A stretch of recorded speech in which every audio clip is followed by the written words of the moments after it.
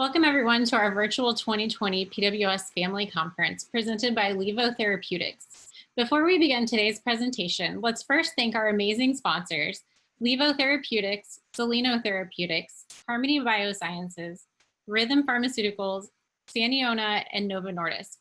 Their support allowed us to make this conference free for all of our community members, and we are incredibly grateful for their contributions. In today's session, Moving the Barriers for Improved Behavior, Patrice Carroll, Director of PWS Services at Latham Centers in Massachusetts, will discuss how to remove barriers in order to allow our children to thrive. Patrice Carroll is the Director of PWS Services for both children and adults at Latham Centers in Massachusetts, United States.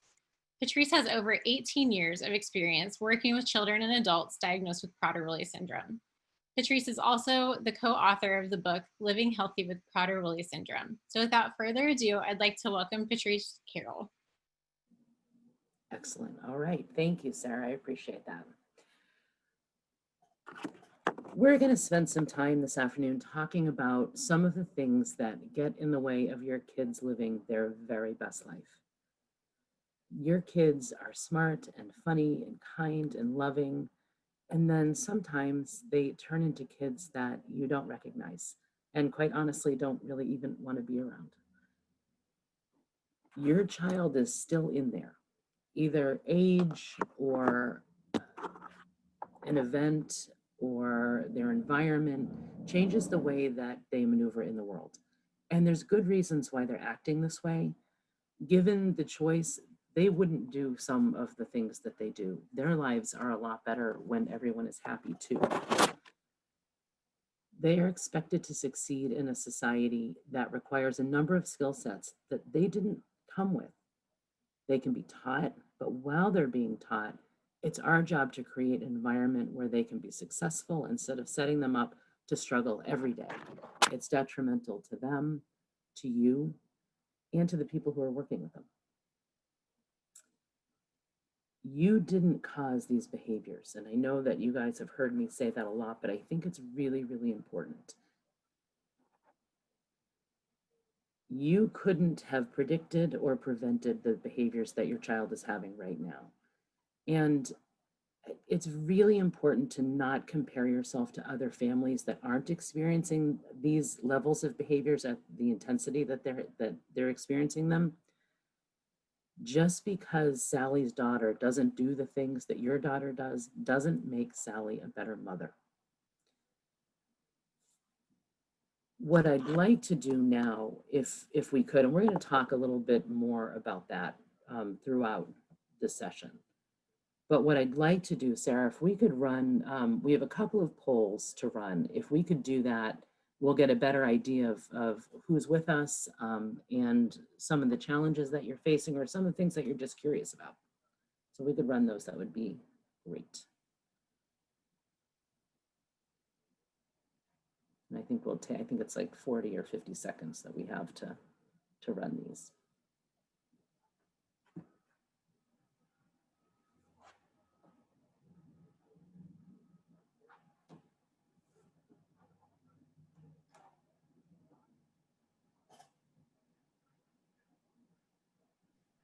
We have a lot of people participating in the poll right now, and Great. It looks like we have just a few more seconds for it to be up on the screen.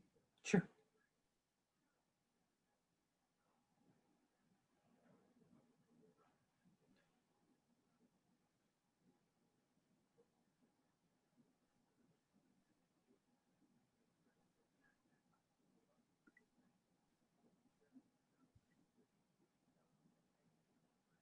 Okay, like our results. Yeah, okay. So not unexpected. And we will cover some of this. We won't necessarily cover skin picking in this, but I know that you guys have heard me talk about that before, and we can certainly bring that up during the questions. And it absolutely is also another option for the behavioral fireside chat tomorrow with Elizabeth, etc. So that's good. I'm scrolling. I don't know if you can see all of the answers. We can't, just the first one I can see. Okay, the first one is challenges with impulse controls had the most. Oppositional defiance was very, very close, as well as general disruptive behaviors. Number two, we actually never came in number one. Sometimes came in number two and often came in number three. And then number three's question, my child is displaying behaviors that concerns me. There were 67% who clicked on that, which is the vast majority. Okay, excellent. Okay, that's very good. Thank you. I appreciate that information. That gives me an idea. Now, for some reason, there we go. This is just for your information later. You guys will have this PowerPoint. If you're interested in what Latham does, you can have that. So on to the presentation. Before we get into specifics, I wanted to take a look at some of the reminders. Now, last year we did the 10 Commandments, and I've updated that list a little bit. So we can start with, here we go. Do what works. You know, things come along pretty regularly, and they're put on social media, and people are talking about the latest and greatest thing that they're doing with their child. And if it's working, that's amazing. But if it's not working for your child, it doesn't mean that you're doing something wrong. It doesn't mean that there's something wrong with your son or your daughter. It simply means that whatever is working for that family isn't working for yours, and that's okay. If you find something that works for your family, even if it doesn't make sense to anybody else, as long as no one's being hurt, do it. Do it until it doesn't work anymore, and then do something else. And really, that's the key to this, is if something is working, even if it doesn't make sense, even if it's not what's being suggested by the experts right now, if it's working for you, it's okay to do it. And the next three on here, your child's, the environment needs to change around your child, miscommunication, and being educated. They all kind of go into the same category. And what I mean by this is your child is being placed in an environment, usually in a school environment. If they're not meeting your child's needs, then a change needs to happen. The change doesn't need to happen with your child. The change needs to happen with the environment. So if your child is in a school and they are suggesting that they have, and not COVID related, suggesting that they have a partial day, suggesting that they are isolated from the other kids, if it's more than just for a few minutes to regroup, that's not okay. If they're calling you to come pick them up, that's not okay. It may be a situation where the school or the day program or wherever they are is doing everything that they can possibly do, and it's still not working. The environment needs to change. And I know that's easier said than done, but it really is something that we need to focus on when the child's having a difficult time. Every family, a lot of you have heard me say this a number of times, and this is something that I want to make sure that everybody remembers in every situation. Every family member is equally as important as your child with PWS. They are not the most important person in your family. So your needs, your spouse's needs, your other children's needs are all equally as important. You need to look at the family as a whole and make decisions for the family's health as a whole, not just based on your child with PWS, not just based on their needs. And finally, I can't possibly stress self-care enough. And I'm not talking about spa days or weekends away, because that's completely unreasonable for most of us. I'm talking about take 10 minutes and lock yourself in the bathroom with your headphones on and dance. Anything that you can do. Any moment that you can get away, that you do something just for you, because if you're not taking care of yourself, you're completely useless for the rest of your family. Just reminders that I want everybody to think about as we're going through this. So, who are the barriers? It's a long list. We expect our kids to get up and get ready, go to school, behave, succeed, doing all of these things with every one of these things in their way. We ask a lot of them. That's a lot to ask. We're going to break this down and take a closer look at what's in the way and how we can help. So theory of mind. Theory of mind, and in my observation over the years, this is something that children and adults with PWS struggle with quite a bit. This is the recognition that others have their own thoughts that are different from one's own, right? So if my favorite color is orange, then everybody's favorite color is orange, right? So people who struggle with theory of mind would feel that way, would not be able to recognize that someone else can have a different favorite, a different opinion, and that's okay. Typically developing kids start recognizing this around age 4, that this can be my favorite toy and this can be Johnny's favorite toy, and that's okay.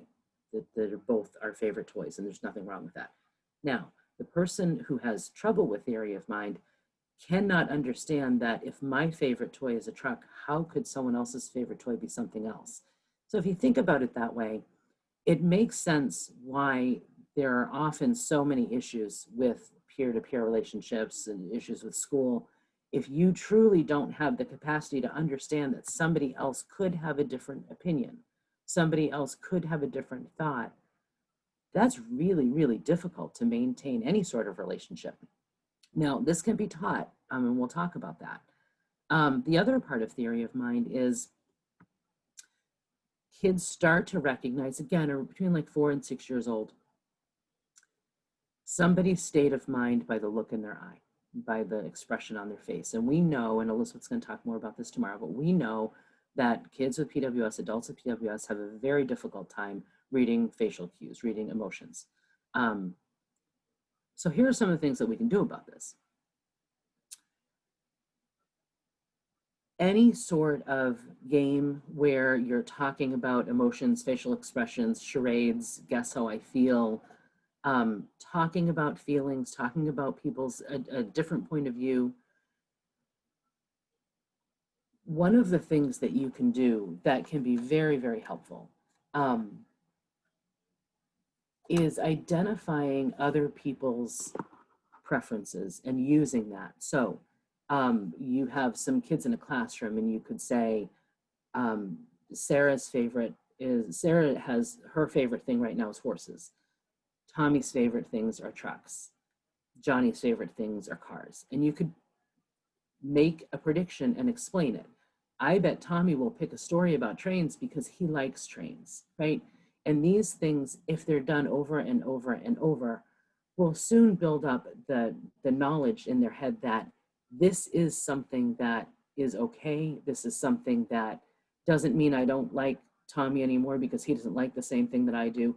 And give them, it creates an understanding that different points of view are all okay. They don't come with this. They don't understand this. Saying things out loud, scribbling something on a piece of paper and saying, I think that looks like a turtle. What do you think it looks like? These things over time introduce the concept that an opinion can be different and still correct. Now, typically, what we do is I'll take questions during the session, and that's okay to do now. So we don't have to wait till the end. And as I kind of go from screen to screen, if you do have any questions, feel free to type them in, and Sarah, it's totally fine to interrupt. Okay, so this one, this is something that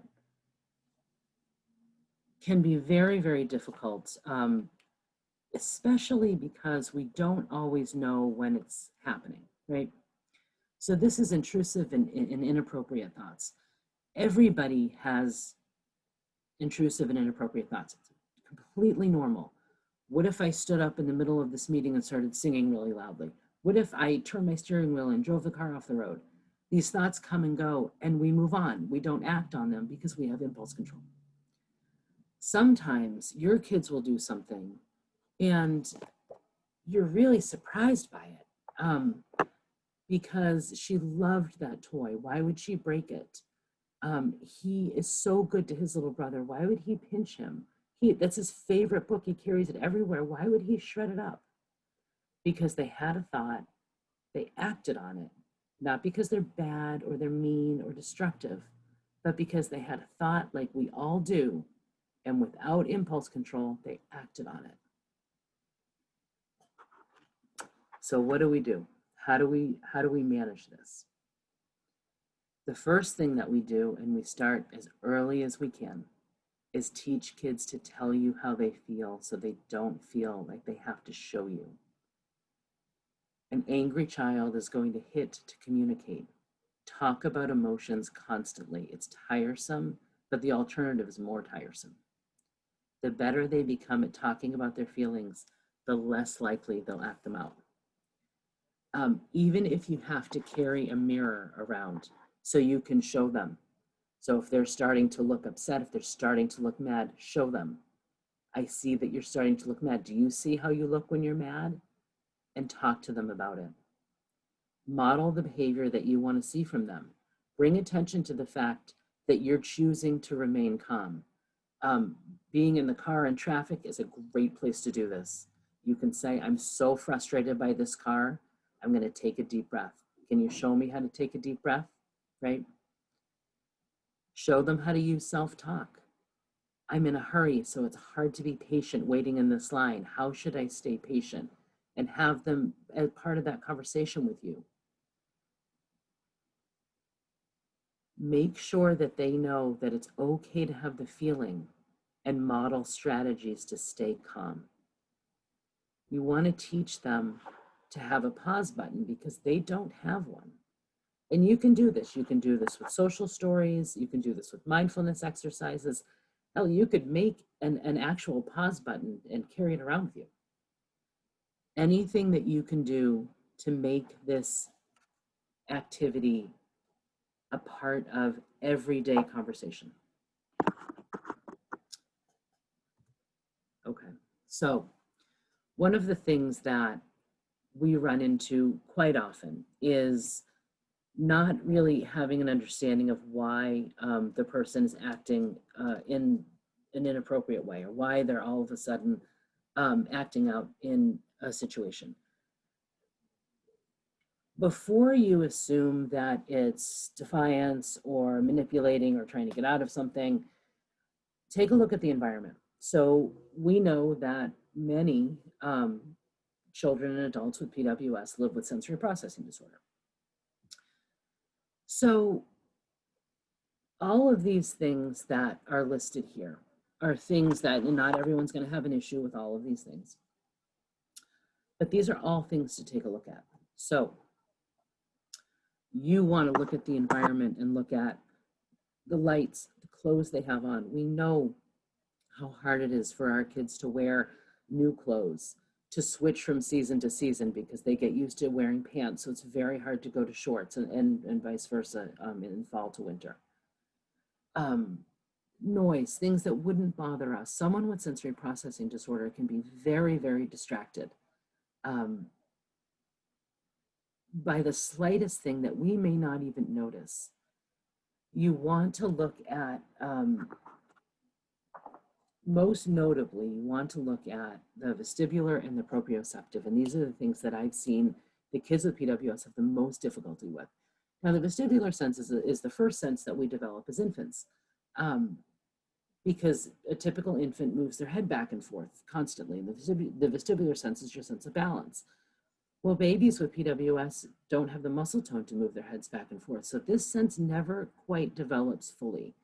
And you'll notice that many kids with PWS have a shuffle when they walk. They have a very difficult time walking on uneven terrain. The vestibular sense is something that you can develop later in life. Any activity that works on balance, horseback riding, walking on those things on the playground, those planks on the playground, try to teach them how to juggle.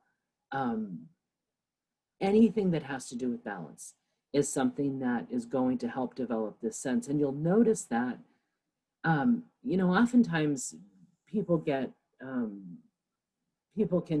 be critical of kids and adults with PWS because they'll drop something and they won't want to pick it up and they'll assume that they're being lazy or defiant. And that's not the case at all. The truth is they really feel like they're going to tip over a lot. They don't have that sense of balance. They don't have that feeling of being grounded, right? So you can work on these things and should work on these things as often as possible. Anything that works on this sense should be worked on. Proprioception is how your muscles are in as far as tensing them up, how much strength that you need to pick something up. They're often accused of being like a bull in a china shop because they'll come in, they'll knock things over. They don't have, and it's a little bit different because I can usually show you how this works, but on this we'll just try to explain it. They'll try to pick up like a pencil and they'll use way too much force and knock something over, or they won't use enough force. Anything that you can do around this sense that has to do with anything with tension, squeezing, those exercise things that you use to squeeze your hands to make your hand muscles stronger. Weighted blankets are great. Just as an aside, always talk to your doctor about weighted blankets. They already have enough trouble with respiration, so laying down with the weighted blanket can actually be pretty dangerous. So anytime you use anything weighted, they should be sitting up.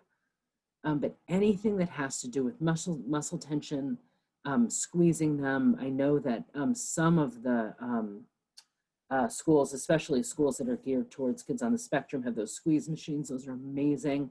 So anything like that that you can use would be ideal.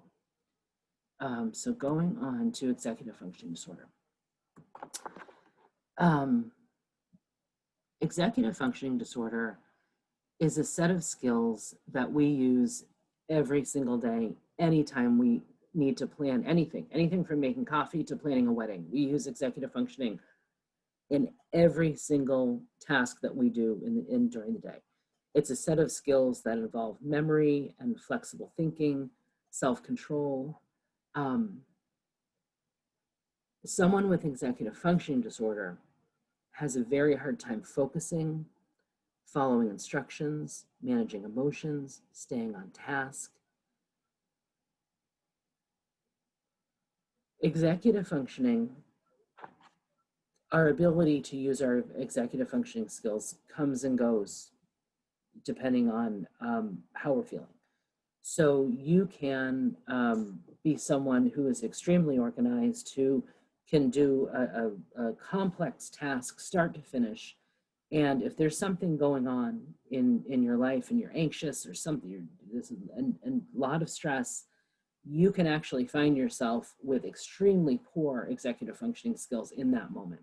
Now, that's someone who doesn't have executive functioning disorder. Someone with executive functioning disorder feels that way all the time. So oftentimes you hear somebody say, I know he's being manipulative because I know he knows exactly how to take a shower. He knows all the steps involved, and now all of a sudden he's not doing it. It's more likely that he's experiencing a stressor in his life and simply can't manage to remember and follow through with those tasks. It's more likely that it's that than he simply doesn't want to do it. What I found is that we often find ourselves trying to explain why a child or an adult with PWS isn't following through with the task or isn't doing something that that they're usually really, really good at. More often than not, there's something happening that's making their life a little more stressful than it normally is, and they simply aren't able to do it in the moment rather than they don't want to do it. That's been my experience.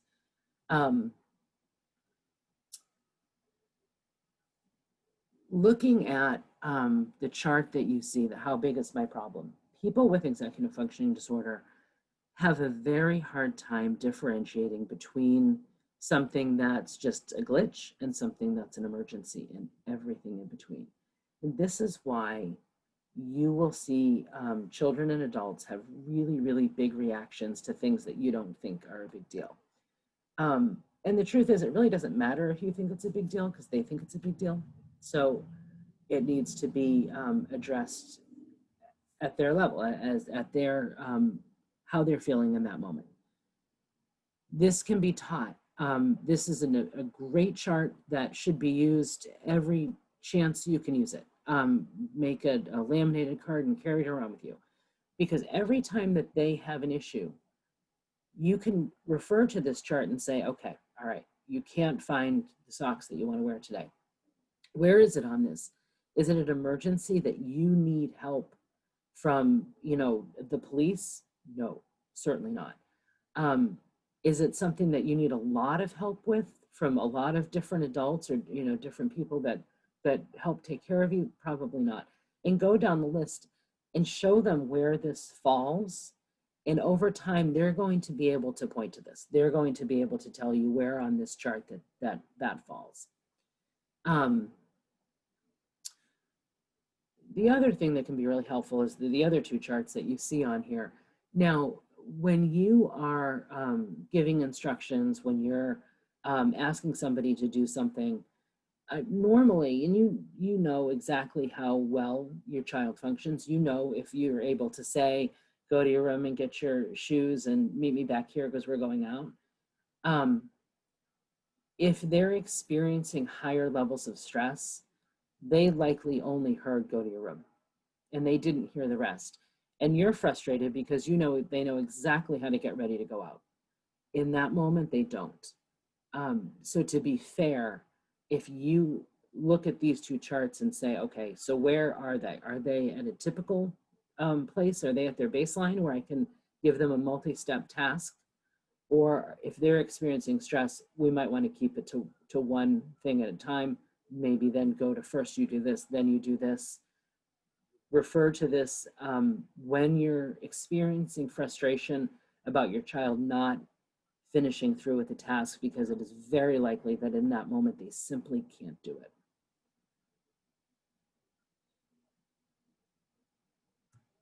Okay. So this is something that comes up quite a bit, is behaviors in the community. It's something that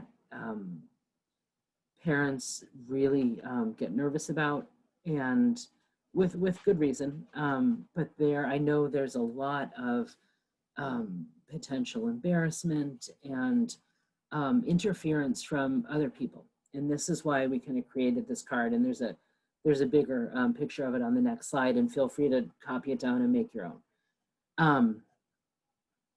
Because typically what you'll see is people in the community either want to help and try to intervene, which isn't helpful, or they are being judgmental, which of course isn't helpful either. So it's one of those two things. Most people won't just kind of ignore it and walk by, which is exactly what you want them to do. So we made these cards. They're small laminated cards for some of our families that do have this issue often, that they can just hand to people who are standing by, to let them know that you've got this, you can leave, you please don't do anything unless I ask you to help. Staying calm and modeling the behavior that you want to see.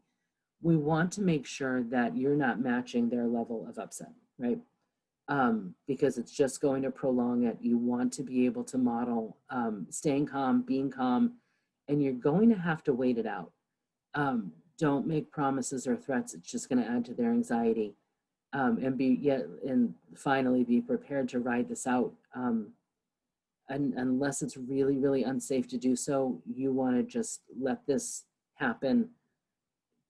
Once things are back at baseline, you can address it. I would safely get back home before bringing up anything that has to do with this incident. If there's an incident in the community, your goal is to get home safely without adding any additional promises or threats during the process. So here's just an example again of the card. You know, this is why it's happening, and this is what you can do to help. This is another, this is just for future reference for you to have. This just goes through some of the coping skills that you can use with some of these behaviors that you often see. And this is something that you guys can print out and take home. I added this for future reference. Again, this is for future reference. It's just a video that you can look at. So I want to be able to, because I can actually see a number of, I can't see the questions, but I can see that there's a number of questions in the Q&A. So if we can open that up, Sarah, I think I promised 20 minutes and I think we have a little bit more than that. Yeah, we do have a lot of questions. The first one came from a mother who had to jump off the call, but she wanted to get it asked for the video recording. She asked, do you have suggestions for aggressive behaviors such as hitting and biting? Yeah. Also, kids who have reactions that are way bigger than the trigger. Yeah. Yeah. So the reactions, that goes back to,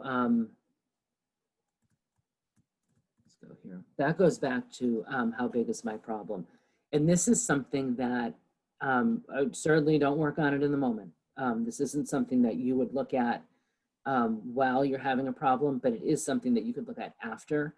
And the other thing that can be worked on as far as kind of these great big reactions to things that don't need a great big reaction, I can't say enough about the use of social stories and how helpful they can be. And again, they're not going to be helpful in the moment. Really, and I think that's important for this mom to understand is she may feel helpless in the moment because there really isn't anything you can do. You can do stuff before it gets to that point. You can do stuff after it gets to that point. But in that moment, there really isn't anything you're going to be able to do other than just keep them safe. Now, as far as aggressive behaviors go, this is something that, let's see. This is something that we put at the top of this chart because it's one of the riskiest behaviors that we see. One of the things that we can do, and this goes back to what we talked about earlier, is really prioritizing teaching, talking about feelings, because aggression is usually a result of anxiety. It's usually a result of being completely overwhelmed and having like this explosion, right, of behavior. They don't want to do that. You certainly don't want them doing that, but they just don't have the skills to be able to tell you that something's really bothering me.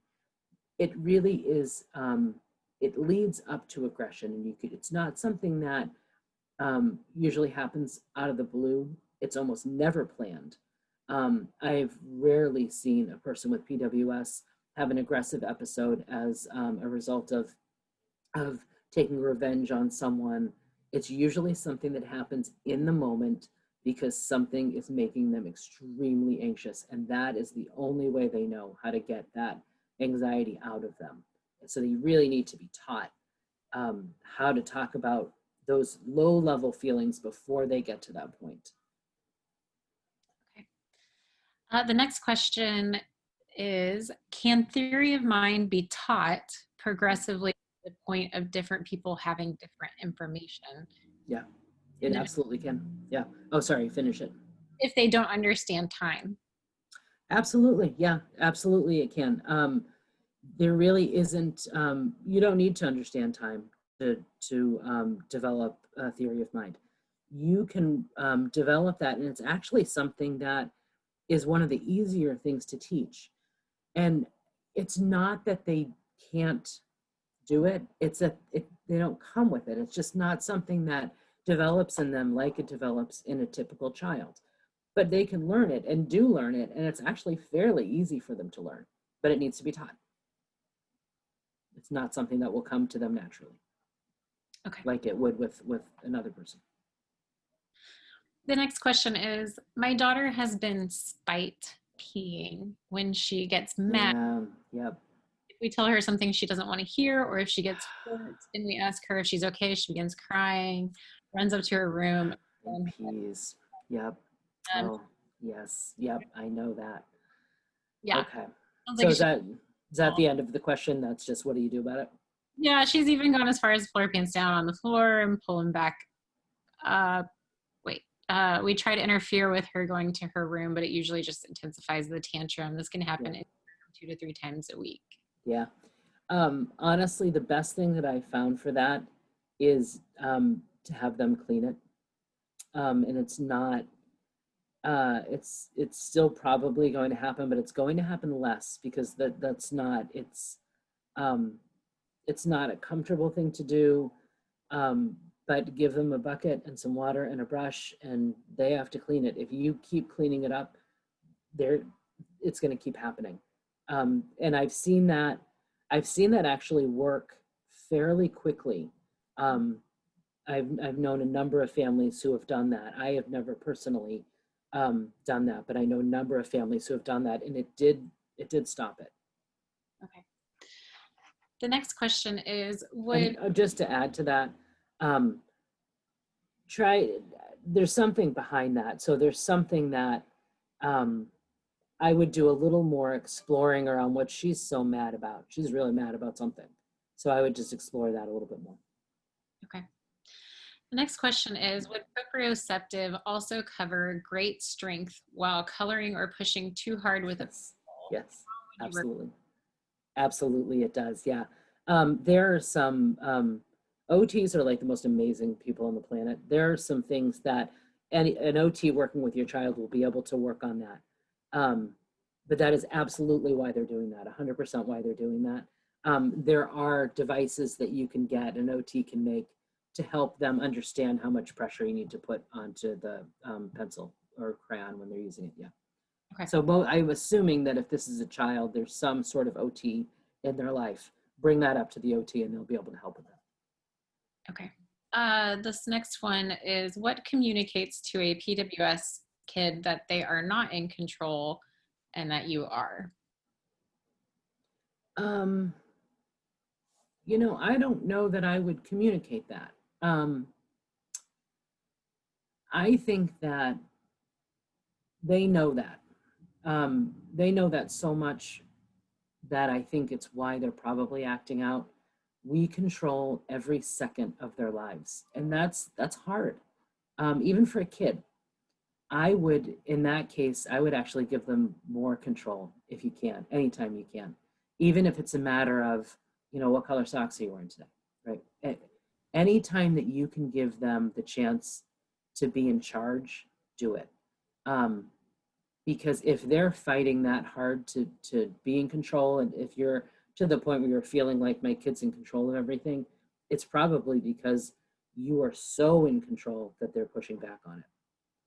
And I would add any time you can give a choice, anytime they can be in charge. And you know, they know when they matter, right? They know when they're important. And the best thing that we can do is to make sure that we give them tasks or anything that lets them feel like they're an important part of the family, they're an important part of their school. So if you give them a job, whether it's, you know, you're the person who, you know, does the checklist to make sure that all the things are put where they're supposed to be in the classroom. You're the person in charge of the line. You're the person, anything that they can manage being in charge of, they should be in charge of that because they are important to the family. They are important to the classroom. We need to give them things to make them feel important. And when we have those things in place, they're going to stop trying to be in control of stuff they shouldn't be in control of. That's great advice. The next question, what do you do when people or a team at school seem to be afraid of your child? Yeah. There might be reason for it. I'm assuming if the teachers are scared of your child, then I'm guessing that there's some aggression in there. You know, I think that there has to be a time where when you have to call it, right? If you should try everything. You should absolutely try everything. But if you know that you're sending your kid to school and they are with people that are scared of them, that your child is not getting educated to the degree that they should be. They're doing everything they can to keep him or her quiet and to get through the day. So it actually may be time to look at a different environment, a different school, a different classroom. If you think there's a glimmer of hope, get people in, get their places, a lot of different options to have consultations done, to have people going into the school. They may just need more training. So that is definitely something that needs to be addressed sooner than later, because if they're afraid, they're not teaching him or her. The next question, do you suggest modifying these charts or strategies for different age groups? And maybe hard to answer, our kids take longer to learn things, so much there's so much repetition. Do you think they need to learn to do some of these things on their own?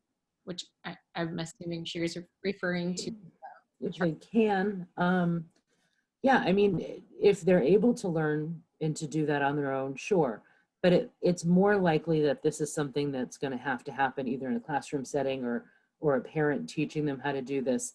And it will require an immense amount of repetition. Yeah, this will be something that you may do several times a day for years. But in my experience, they do get it over time. As far as modifying it, I don't know that, if you know that your child needs to have different words on there, absolutely. But this chart, the how big is my problem chart, I've seen that being very effective for little kids, even pre-readers, up to adults. Okay. Yeah. But definitely anything that you think needs to be modified, absolutely do it. Is a problem with theory of mind likely to be the reason why our child does not respond typically to correction? She laughs if she has done something wrong and an adult is upset about this. Yeah, she may not get it. She may not understand how you're feeling. She most likely doesn't understand how you're feeling just by looking. But even with your words, I think that the more work you can do around theory of mind, the more success you're going to see when your child has to be corrected. Because if you don't understand that another person can have a different perspective, imagine how hard that would be to accept correction, right? And a lot of times, I think that historically we've seen this as kind of an egocentric way of looking at the world. I don't know that it's necessarily that as much as it is, they don't have it. They're not making a choice to only care about their point of view. They only see their point of view. So I think the more we can teach that, the less you're going to see that kind of pushback to being corrected. Because if you don't see another point of view, how could you possibly be corrected? Your view is right, right? She asks, what's the best way to respond to this? And is there anything we can do to change it? I think just being consistent. It's you're saying that she needs to do something differently. She doesn't have to agree with you. You just have to be consistent about it and not give up. Because I think that's the temptation, right? Is to forget it, just forget it, because you're trying to get through the day, and that makes sense to me. I get that. But the more concrete and the more consistent that you can be, the better results you're going to get. The next question, how do you handle a child that turns their anger and frustration onto themselves? Self-harming behaviors like scratching and hitting, both in public and in. So that's not something that we see that often. We see, skin picking, which is not that. It's not, in my opinion, it's not something that you would look at self-harm. So this is something that they get upset and then start hitting themselves and scratching themselves. Yeah. That is not something that we typically see in this population. That is something that you see with kids on the spectrum. So I'm curious to see if maybe there is another diagnosis there. But that is definitely something that they should bring up. Maybe the person that could help work with them on that would be somebody. I'm curious if they're on chat, could I ask how old that child is? Hopefully they will answer. It was submitted earlier. Okay. Her name is Lisa. Maybe she'll. Yeah. That's not something we typically see. That's not a typical reaction. Usually when the kids get upset, they go outward and not inward. Yeah. Okay. I he gets back to me with the age. I'll let you. Excellent. The next question is, are there resources for caregivers? My adult daughter is in a group home and the staff struggles with behaviors. Yeah, there are. That they should reach out. There are some caregiver support groups on Facebook. Those are just generally for direct care professionals. And then there is a provider group with the National Association that she should reach out to, because the people on that board, myself included, would be happy to meet with her and talk to her about it. As far as groups for providers of people with PWS, I know that there is a Facebook group that is not very active. So sadly, there isn't anywhere to go other than reaching out to the National Association, asking to talk to another provider, and going to the provider conferences. I can't stress that enough. That is something that they happen every 2 years. Absolutely, that is something that can be really career changing for direct care professionals who work with people with PWS, because it's not hard to feel isolated. It's a very rare syndrome, and the places that work with people with PWS are few and far between, and it's challenging. It's really, really challenging. So when you meet up with other professionals, you suddenly see that there actually is a community, and it is something that whatever she's experiencing is probably being experienced by 100 other people. Yeah. So my recommendation would be first for her to reach out to the provider group at the National Association. Okay. The next question, would a psychologist assist with coping skills training in our children? And if so, what specifically should we ask for? Yeah, definitely. If you're working with a psychologist, I would absolutely have them start working on social skills. Before that, I would make sure that whatever psychologist you're working with is familiar with the syndrome. And I don't mean that they have to be experienced in it, because most aren't. But they definitely should do their research. They definitely should have an idea of, they definitely should have an idea that oftentimes these behaviors are not choices, that these behaviors are the result of a skill set that's lacking. It's not, a psychologist may look at this and see it as just defiant behavior, rather than this is a child who doesn't have executive functioning, who has sensory processing, who has really, really poor impulse control. Just to make sure that whatever coping skills they put in place has those things in mind, that these behaviors are more often than not a choice. So I think that's just something important that person should understand before putting anything in place. Okay. There's a question about the how big is your problem chart. For a child age range of 0 to 5, is it possible to narrow this down? She feels like the 6 options might be a bit overwhelming. Absolutely, yeah. I would modify this, however. I mean, you really could just do little problem and big problem if it's a little kid. That would be fine, because honestly, a little kid's going to need a grown-up for most everything. So you could say, you could just even take 1 and 5 until they get a little older, and then start expanding it, definitely. But this is going to be a problem from that age all the way up, unless it's taught. The next question, my son is 18. When I correct him, he gets upset and says, I'm not the mother he used to know. I'm not being sweet and loving as I was when he was 3. Yeah. Or should I talk to him in that way if that's what works? He escalates to the point where he's screaming for hours at me because I'm not the way I was when he was little. Okay. So sometimes it's PWS and sometimes it's an 18-year-old boy, right? So that's not that, that doesn't sound that unlike how a teenager would act, considering that their development's a little bit slower than a typical teen. So he's probably acting like probably a 13 or a 14-year-old is my guess. Going back to doing what works, if it works to talk to him in a different way, I would do that. You have a little bit more leeway because you're mom. So it's not, I don't think that it's an issue with being age inappropriate. I think that's totally fine to do that if it works. If you want to start being more age appropriate, one of the things that we run into is that they can have kind of an immediate defense when you bring something up, especially if they know it's something they don't want to hear. So you'll say something and it's an immediate no.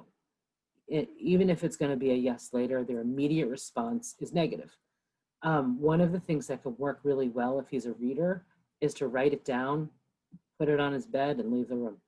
And then he has time to read it, to process it, and you don't have that kind of power struggle in the moment. So it's something that that can be really helpful, especially for people who have that immediate negative response, because they're going to have that on their own time. They'll be able to process it and then come back to you later. You can go back to them later, but they have time before they have time before the time that you're asking for something and requiring an answer. That immediate exchange might just be too overwhelming. So I would do either one of those things. I think is fine. I think changing the way you talk is fine. If you don't want to do that, I would try writing down things that you're asking for. Okay.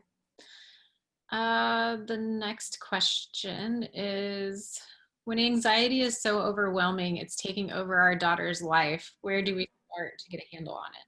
Yeah. I think that, and that's not uncommon. I would take things back to, I would take things back to basics. If she is so overwhelmed that she's basically a ball of anxiety every second of the day, I would remove as much external stimulus as you could. I would even look at her room. Is there too much stuff? Is it cluttered? Does she have too many demands during the day? Try to take things back really, really far so that she has a really simple, predictable day with as little stuff around as possible. And then you can start adding to that as she's starting to feel a little bit better. But that's going to be a bad situation for everyone, and it's not going to get any better. I would look at the environment and make sure it's as bare as could be. Even though that's something that we might not like, it might be something that she needs in the moment. And even the good stuff causes anxiety sometimes, especially when they're in that state. So as much as one mother said this to me once, and I'll never forget it. She said, my daughter's ideal existence would be the movie Groundhog Day. Every day would be exactly the same. That would be her ideal life. And I'll tell you something, we've had to make, at Latham, we've had to make a lot of changes because of COVID.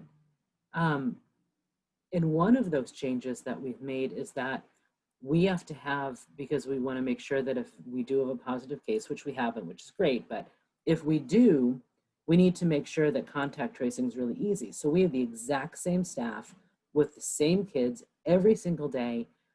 They're not going from place to place. So they're not going from their dorm to the schoolhouse. They're staying in the same place every day. And we really went into this thinking like, this is terrible, right? They're going to be doing the exact same thing with the exact same people. And they've loved it. They've had the best experience and the best behavior I have ever seen. So it's a reminder that what we think wouldn't be fun or interesting is actually something that they really, really need sometimes, especially when they're at that level of anxiety.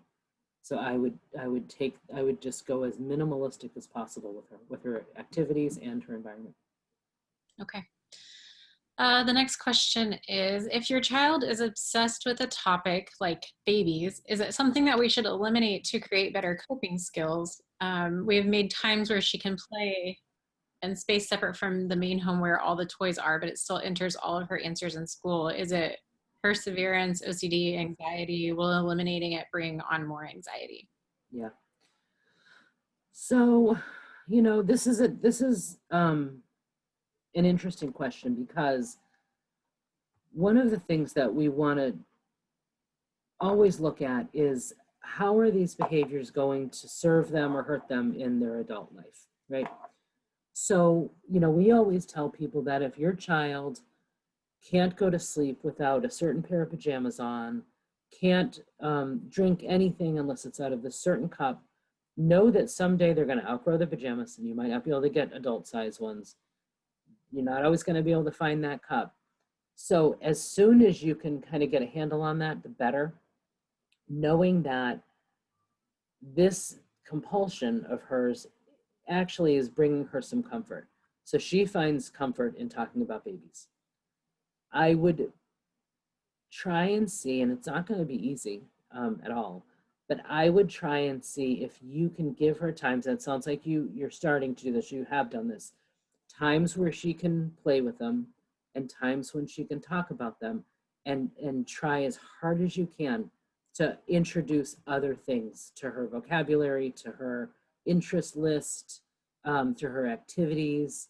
Only because 20 years from now, it's going to be very disruptive when she's trying to get a job or anything that she's doing, because it won't go away on its own. This is something that once they kind of grip onto something, it stays.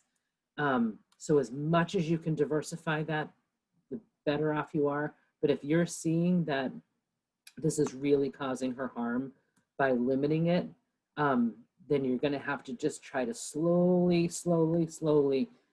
introduce other things that she has an interest in. But this might be a 10-year plan. This is not going to be easy to fix. Okay, the next question. We are hearing from teachers that my daughter is refusing to leave the playground after recess, and she's asking what she can do since she has other kids to care for as well. What tips can we share?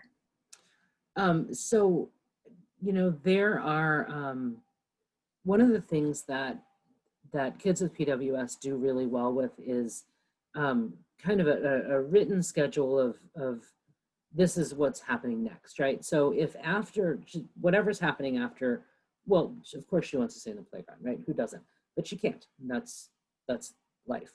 So nothing can happen until she follows the next step, right? So she can't be out on the playground by herself, obviously. And she has to kind of follow what the rest of the group is doing. So if you have a schedule, honestly, you could have something on that schedule that every time she follows the next transition, you could either do a delayed reinforcer, you could do an immediate reinforcer, but do something that has her wanting to get off of that playground onto the next thing.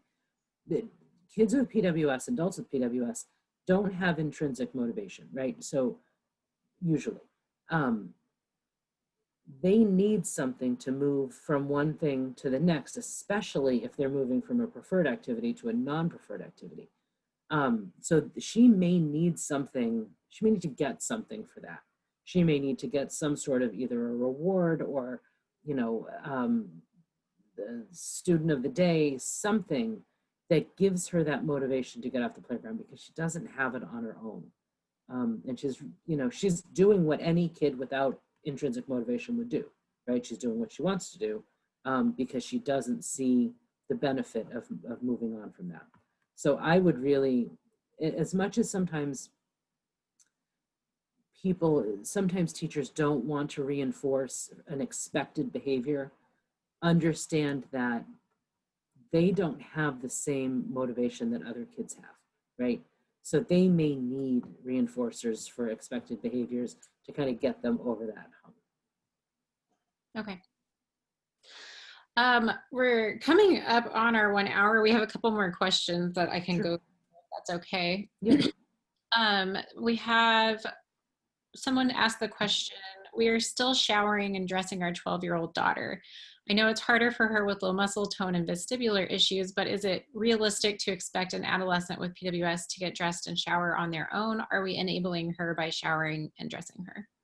Unless she has something additionally challenging, she absolutely can shower and dress herself at 12. Yeah, absolutely. Yeah, she might not want to. And it might be hard to break this cycle since you've been doing it, which is fine. That's fine that you've been doing it, but she can do it on her own.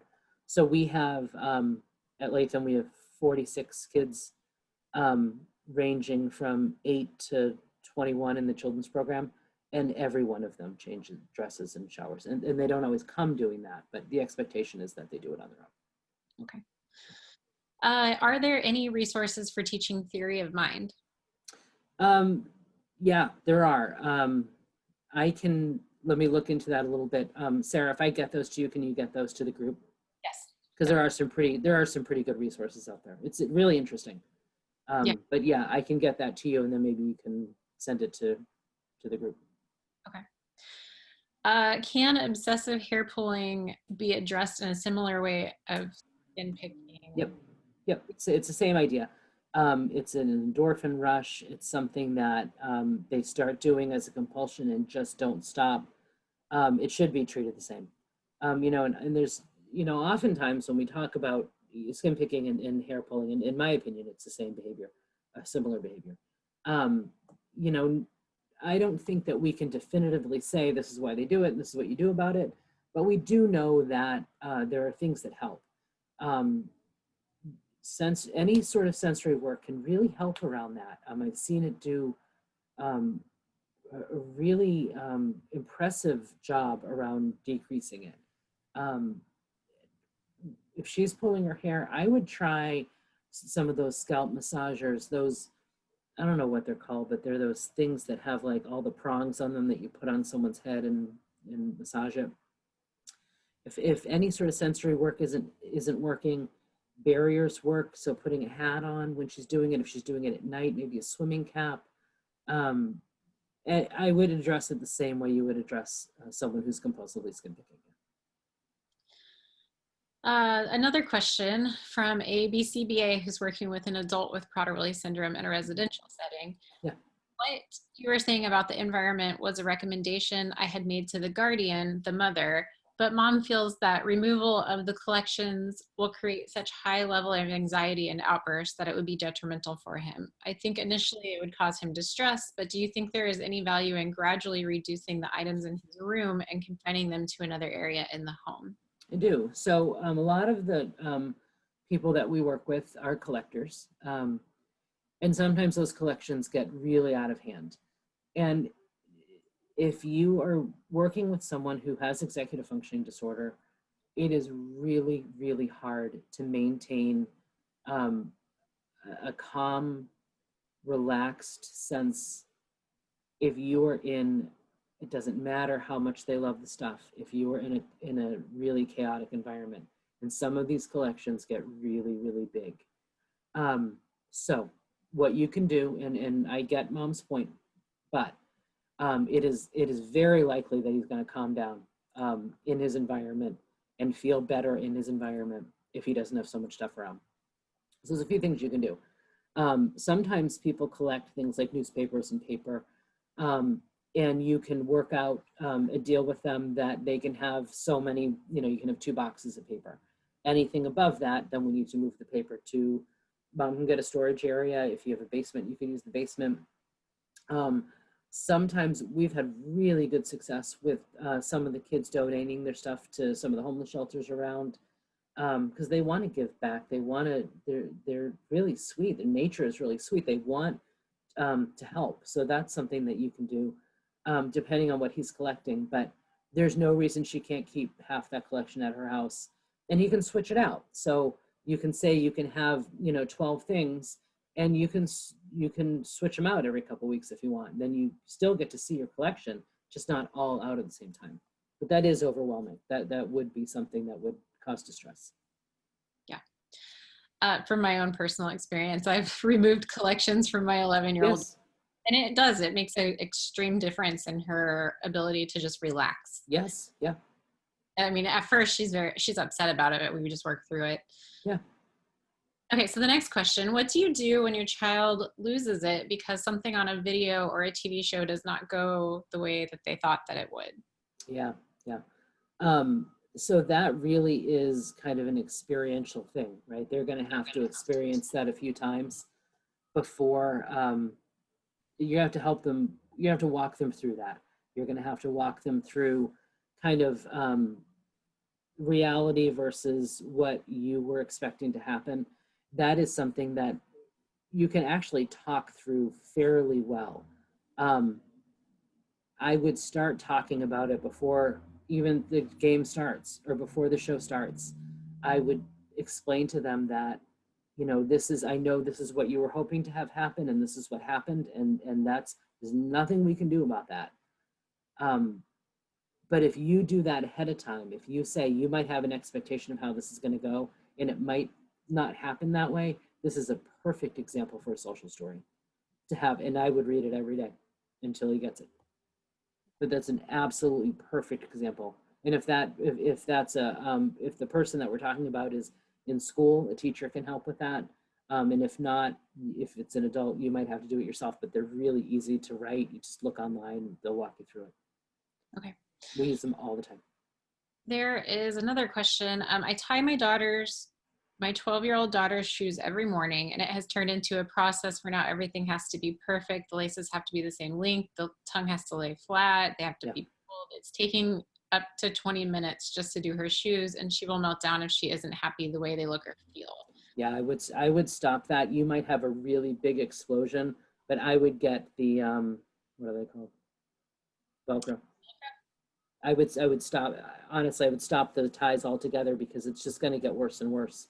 And if it's not, if you don't kind of interrupt this, it's just going to continue. So I would get rid of this, and you're gonna have an issue the first day for sure. I would just get rid of those shoes altogether and get ones without ties, and stop it, and stop that, because that's going to keep going. Yeah. You don't have 20 minutes every morning to do that, and you'll have to do it every morning forever. So. Okay. We can go just a couple more minutes. Sure. If that there's someone who has a 16-year-old daughter who really wants a dog, but she's not very good at taking care of hygiene. They're worried she won't take care of the dog. Is it advisable to take this risk, or no? Honestly, my answer to that would be, when I see an improvement in self-care, we can talk about getting a pet. That is very simple. When I see you're taking care of yourself, then we'll talk about it. Until then, no. The question, what is the difference between coping skills and preferred activities? So a coping skill is something that you would use in a moment of distress. And I don't mean like big distress, I mean just anything. Anytime that you either know you're going to be upset about something, like the transition's coming up, or that you start to feel upset, you would use a coping skill. And a coping skill can be something tangible, like a squeeze ball, or it can be like doing deep breaths, right? So a coping skill can be any one of those things. It's just something that you do to get you through a period of time where you know you're going to be a little upset, or you're starting to feel upset. And a preferred activity is just anything that you like to do. So, which is why we would put math, you know, we would put math before recess, right? So you'll get through math, and then you have your preferred activity, which is recess. That's the difference between those two things. Okay. How would you handle elopement at home when they're moving to another room to avoid a task? Oh, so you're asking them to do something and they just walk away? You know, it really depends. If this is something that you really feel like needs to be done, then if they're really little, you could actually bring them back into the room until they do it. If they're older, and if it's not the end of the world, I would pick my battles. I would have a list of things that they absolutely have to get done. Like, there's no talking about it. You have to shower.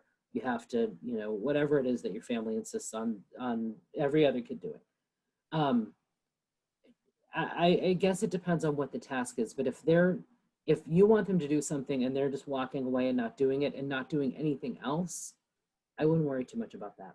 If it's something that they absolutely have to do, then that's something you're going to have to address. You're actually going to have to put something in place where they're not doing anything else until that gets done. But it really, if it's just something like, you know, hang your coat up, you know, I know that, and I absolutely agree that they should have the same rules as everyone else in the family. If it's every day, then you're going to have to address that. You're going to have to put something in place where either they get something for following all the rules and have them written down, or you know, it's a family setting, so, you know, no electronics until that coat gets hung up. So anything that works in your family, you can do. If it's something in the moment that they didn't know you were going to ask them to do, I wouldn't worry too much about it. Okay. Because of the need for having friends and being accepted by the group, our child sometimes has trouble differentiating others playing with him from others making fun of him or bullying him. How can we teach him the difference between playing and being bullied? Yeah, so I think that there's a lot of really, really good books out there about this. And Sarah, I can find those for you and send them along with the other information. This is something that has to be taught. They're probably not going to recognize that. And so that's our job to recognize that and to stop it, because that's not fair. And I get that. We've seen that quite a bit, where they want to be part of the group, so they kind of put up with it or don't even know that it's happening. So there are books out there that teach this, that you can read with your child and teach them over time how to recognize the difference between those two things, because that is something that happens quite a bit. Okay. Let's see. What do you do when there is a mix of reality and fantasy when playing with toys? My client states her toys are real and they talk to her, and when redirected gets very upset. Yeah, unless those toys are telling her to do stuff, I wouldn't worry about it. That's something that happens quite a bit. And if those toys aren't giving her commands to do stuff, if she just says that they're talking to her, I wouldn't worry about it. It's not that uncommon for adults to have kind of a fantasy world and to say that, they're a pilot or they're married, or if it's not hurting anyone, I wouldn't worry about that at all. Okay. There's just, looks like 2 questions left. How do you categorize obsessive behaviors like art projects, like cutting and drawing the same thing, when is just practicing a skill? Yeah, I get it. I get what the question is. And that kind of goes back to the last question. If this is something that's bringing them comfort, I would let them do it. I don't think that we need to worry too much about that, especially if this would actually be considered a coping skill. If cutting paper brings them comfort and it relaxes them, it's not hurting anybody. And if it's not getting in the way of tasks that they have to do, so they're not doing that instead of taking a shower or instead of doing their homework, I think that it's completely fine. Okay. There's no difference between that and squeezing a ball or doing any of the other stuff. I think it's totally fine. We have kids that shred socks, it's fine. Okay. The last questions go together for the most part. Questions about strategies to stop picking, picking, yeah. Eyelashes, eyebrows. Yeah. Sure. There are some things, and like I said a few minutes ago, that you can do some sensory work around that. If that's not effective, you may get to the point, especially with rectal picking, because of the consequences of that can be so serious. You may want to look at barriers. So you may want to look at when they're doing it, if it's happening in the shower, or if it's happening at night, it's happening, whenever it's happening. So some of the things that could work for rectal picking are like the triathlon suits, nylons, or tights that are so it's hard for them to reach their butt.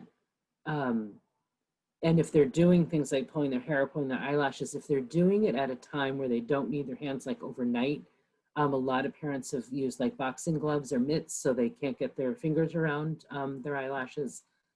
If they're doing it during the day, that's going to be a little bit harder to do. You could try glasses, like if they don't need glasses, just with glass lenses in them. Anything that kind of stops them, because oftentimes they're not even thinking about it. It's just something that they're going to do, and it's not a conscious decision to do it. They're just doing it out of habit. So if you have any kind of barrier that kind of stops them, kind of goes back to that pause button, then that can be a really effective way to stop it. Okay, thank you. I think I'm gonna have to end us now. This was great, though. We really appreciate all of the time that you spent to Absolutely. Your questions, and these slides are fantastic. I had a lot of people asking for the resources from the slides. We will definitely get those as soon as possible, and the resources that we mentioned in the conversation, I can get those out to everyone as well. Awesome. So I can end our program for this session, letting you know that we still need your help. FPWR relies on the generous support of our PWS community to accelerate PWS research in our search for treatments and a cure for PWS. 2020 has been a tough year for our fundraising, and we can use all the help we can get to help with PWS research to keep it moving along. Over the past several years, FPWR has made many advances in research that are leading to new treatments for PWS, but we have much work yet to do. Please consider making a personal contribution to FPWR this year to help support the development of new treatments for our loved ones. We also welcome you to join us for our conference the rest of this week. We have some great behavior panels coming up really over the next couple of days. We also have the clinical trials panel that you don't want to miss, and we have another session after this at 3 p.m. So be sure to check the schedule. You have to register individually for each one of those sessions. And thank you again, Patrice. We really appreciate it. Thank you. Really appreciate being here.